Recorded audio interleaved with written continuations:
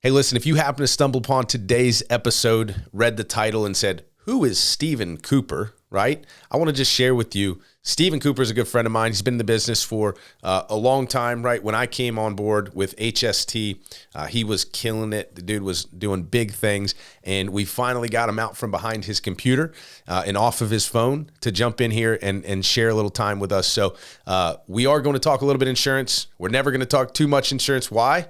Because we know that insurance sucks, but we are going to talk about some great principles that he's applied to take him to the next level. So I'm really excited. Stay tuned and check out this next section.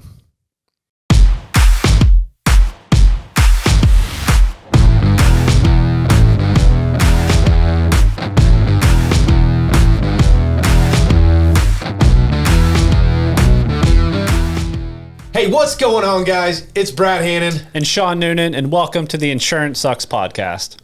Boom, baby. We got a special guest today. I'm excited. I got my gloves on. It's going to be intense.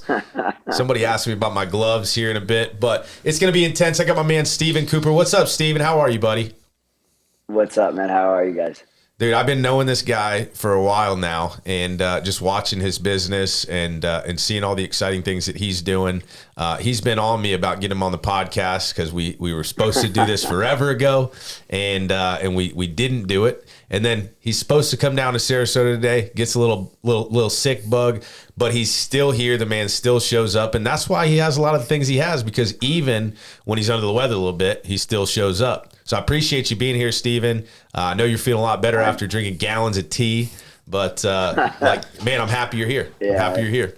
Yeah, this is not how my normal voice sounds. But, I'm trying to get through it, but I feel fine. We're good. We just tested negative for COVID, so we're happy about that. Boom. Good. He's gonna live, everybody. Yeah. May not be your normal voice, but it's your normal good. smile. So Yeah, absolutely. I'm feeling a lot better than this morning. I love it, man. I love it. Well, listen, I want to start this off by talking about something that you brought up the other day, right? You were asking how I get all these big muscles, right? And I know. No, actually, let's rephrase it.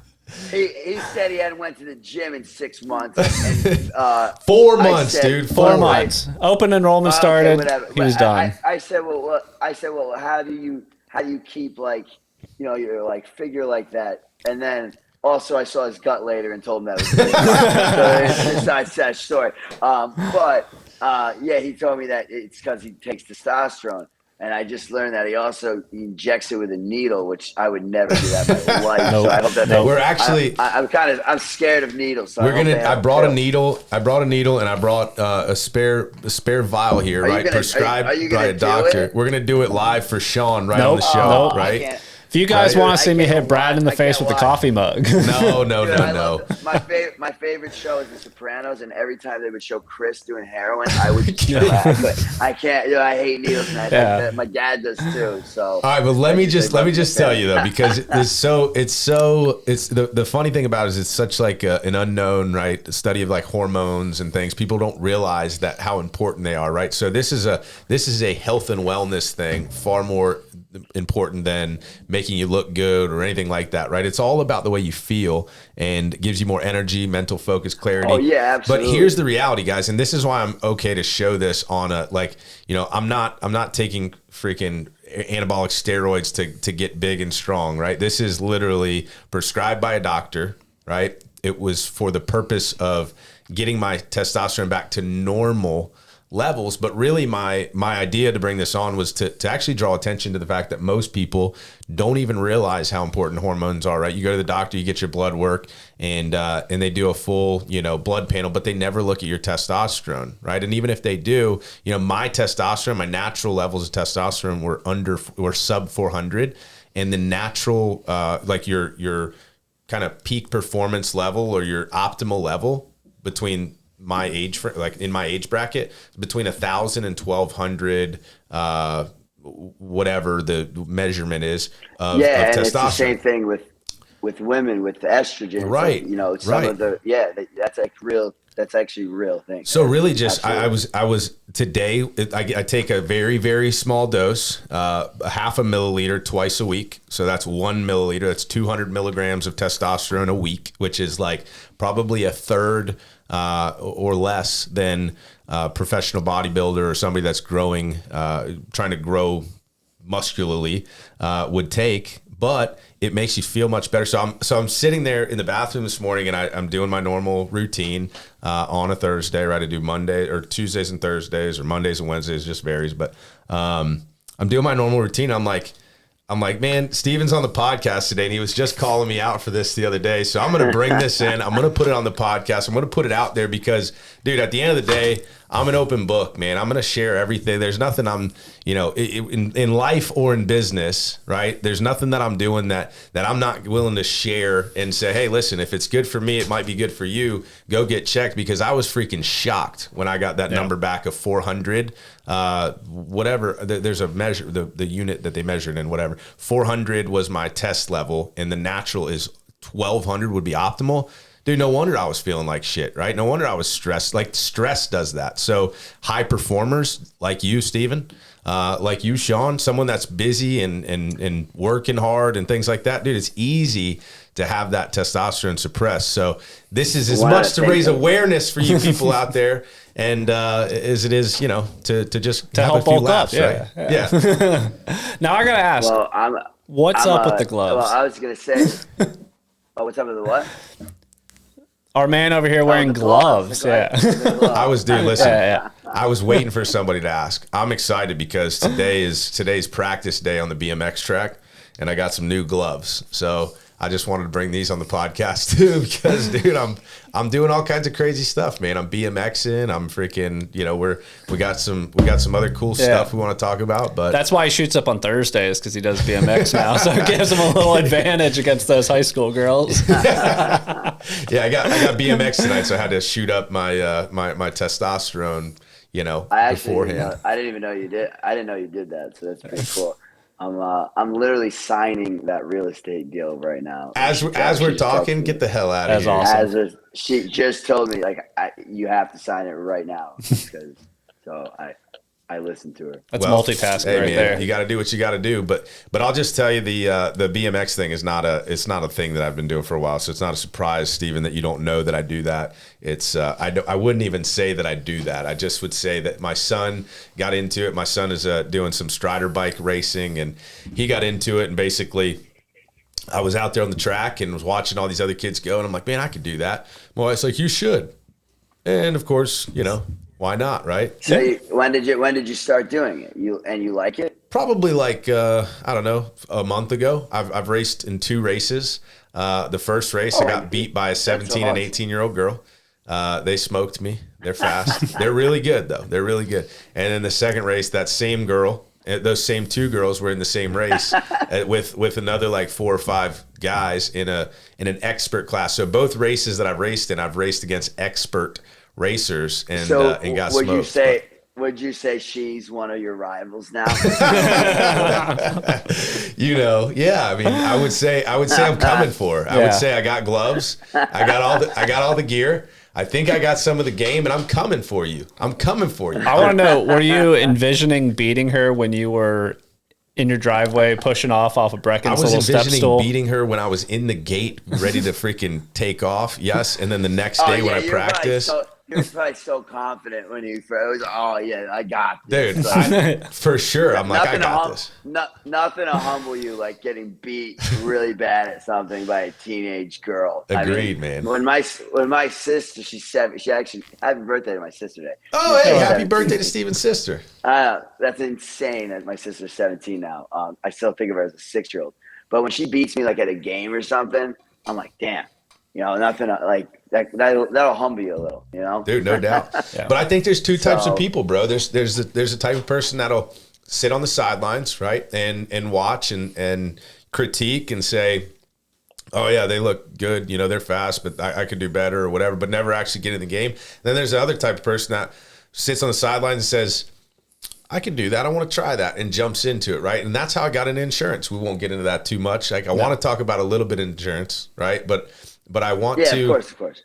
because I want to hear your story, but that's the type of person that I am. And I think that's the type of person you are. And I think that's the type of person Sean is. I think that's why we've been successful, is because you look at somebody else doing something and you don't think, man, it must be nice. You think, man, if he could do it, I could do it. Am I right? Yeah. And that's how my like best friends are in business and in real life for the most part. Then we all have that kind of same mindset. Like, that's literally what we say. Like, yo, if they did that, we can do it. Right. Like, Yep. what? So, yeah, I mean, like, I know that you want to talk about like my side ventures and stuff. And that's kind of the way that I got into them and started them, was that mindset of, man, if they could do that, I could do that. Yeah. Like, yeah. I mean, I wish there was 30 hours in a day, because I would be able to work a little bit more.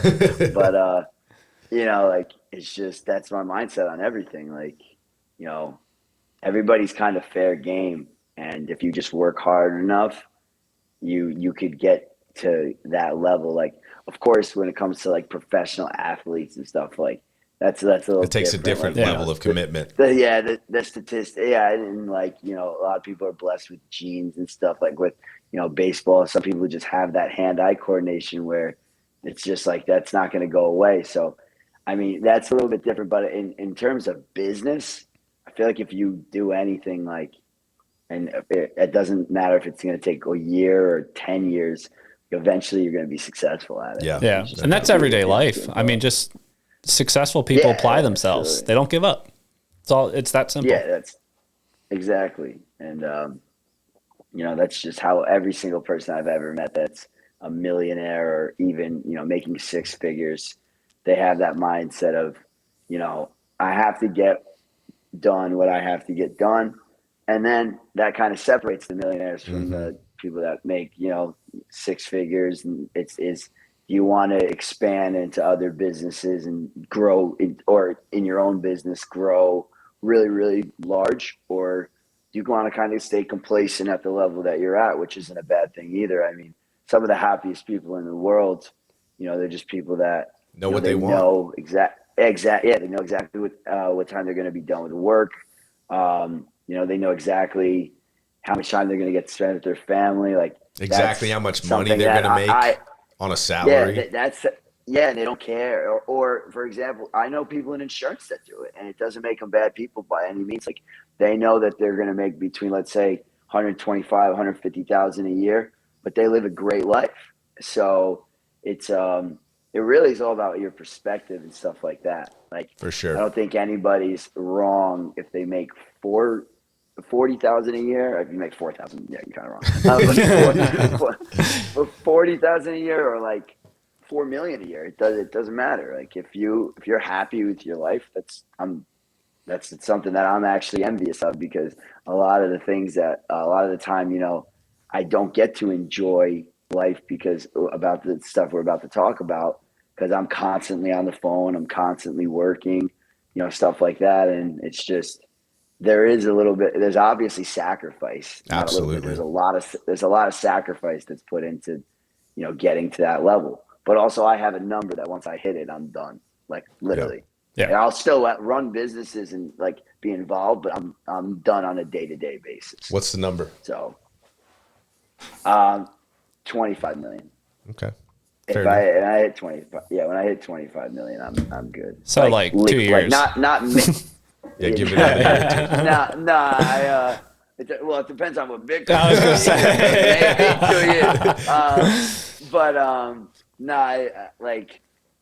I mean, I'd probably be done. I'm 25. I started when I was 19, so I'd say a little bit about myself. Like, I was to this day, I think I'm the youngest partner to ever hit HST. There might have been someone that's beat me since, but at the time, right, I was the youngest partner in HST's history. I wasn't the fastest to get there. I was just the youngest one.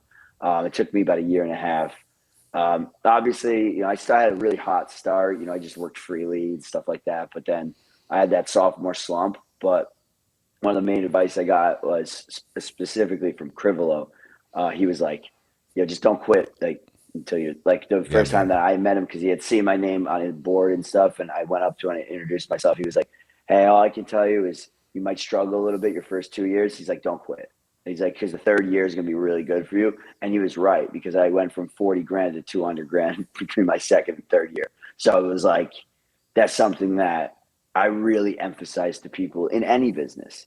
Just don't quit for 2 years. Right. Like, it's like, that's kind of like the statistics almost. Like, if you put in enough hours and enough energy in the right way, obviously, you're going to be successful by your fourth year, the latest in Right. most businesses. That's like the statistics. Or at least just experiencing enough success to keep you engaged and keep you locked in, right? If you're not experiencing some success by year 3, year 4, then obviously you're going to just, it's you're very gonna probably hard. throw I in mean, the towel. I mean, if you're willing to struggle for 10 years and you hit it big on the 11th year, I mean, God bless you, but I couldn't do that. Like, personally, I would, same thing. I'd probably throw in the towel third or fourth year, but that's a good effort. That's a long time to give something like an effort. And if you're not good at it by then, or you just don't enjoy it, move on. Like, that's something that I've also learned in life too. I mean, I've kept insurance my main thing, but not to be cliche, but insurance sucks. I do not enjoy. I do not enjoy health insurance by any means. I'm just very good at it. I'm very good at it. And I care about people, because I'm from New York. I'm very family oriented, stuff like that.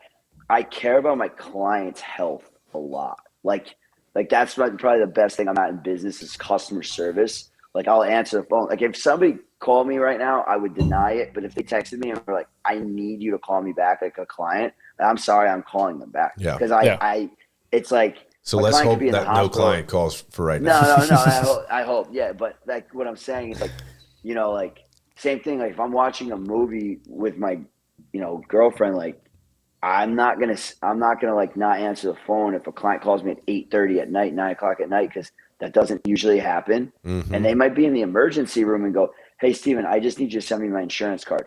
That takes me 2 seconds, and I can just help somebody that's in a really stressful situation. Like, alleviate. It's not supposed to be fun. Like, insurance, right. Like, it's just like, but meeting people like you, meeting people like Crivolo, people like Danny, that's what makes it a little bit better, because you get to associate yourself with good.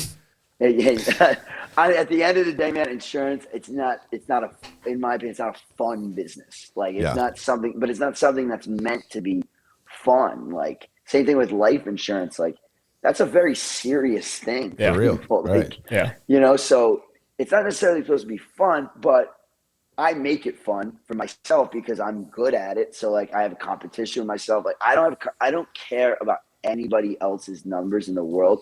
I wish everybody the best.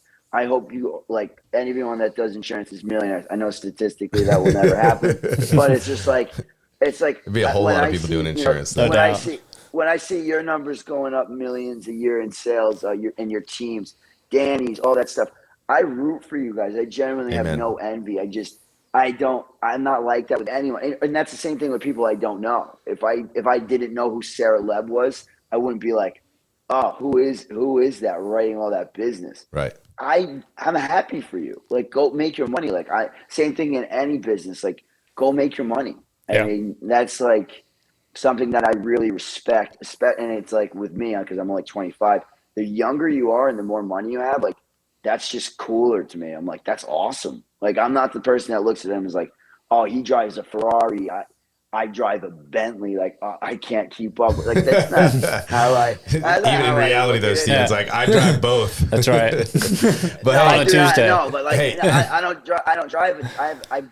I don't drive my car, so other people drive them for me. You have a chauffeur. Don't let that cat out of the bag yet. Just let's hold that thought. I bought one car in my life over $100,000, and within 6 months, I traded it in for a car that was $40,000 less. I love it. Because I just was like, I don't need this. It was cool. It was my dream car. It was a Bentley. I bought it. I loved it. I wrapped it. It was awesome. But then I was just like, I sold it. I got a very good value for it. I broke even, and I just got a car that was $40,000 less because I was like, I don't need this car. Yeah. And it's like, I guess I could afford a $300,000 car if I really wanted to, but that's not something that I want.